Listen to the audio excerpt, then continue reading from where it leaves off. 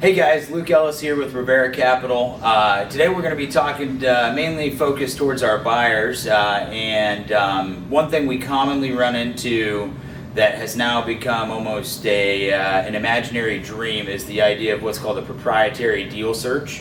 About 4 or 5 years ago, when we would have a buy-side client that would be trying to locate a company to purchase for them,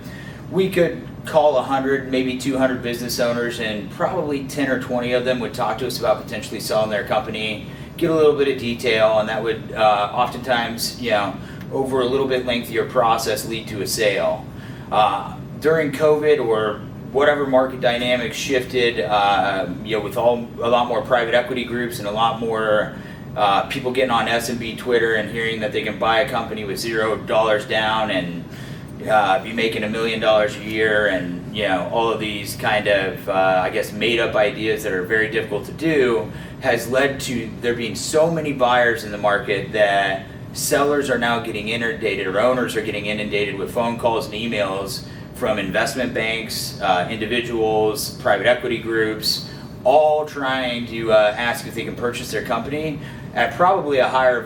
volume than even your insurance brokers reaching out to them to try to quote insurance. So what we've found is we've had to kind of flex our model, because that's a pipe dream to try to get a proprietary deal. And the only way that we've found that works successfully is if you have that relationship with that seller over several years, or you just get outright lucky. Have met a couple people that have ended up getting outright lucky that we used to work with or had talked about working with on a proprietary deal. But nowadays, to give you kind of some statistics behind that, about 6 months ago, we sent out about 8,000 to 10,000 emails out to business owners, really just inquiring if they'd like to sell their company or even just talk about what it was worth.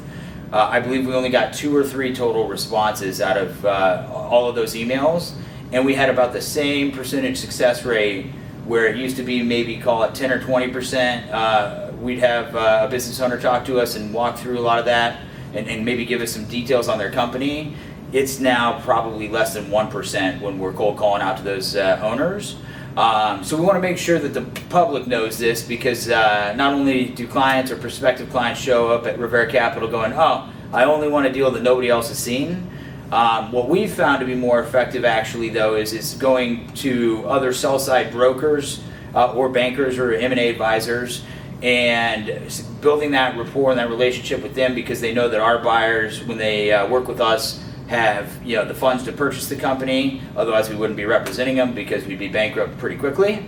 And then also it allows us to know that seller is very committed to wanting to sell their business, where when you're talking with a seller maybe early on and they're not sure about selling, that could drag out for a year or two before they finally get to a yes or a no.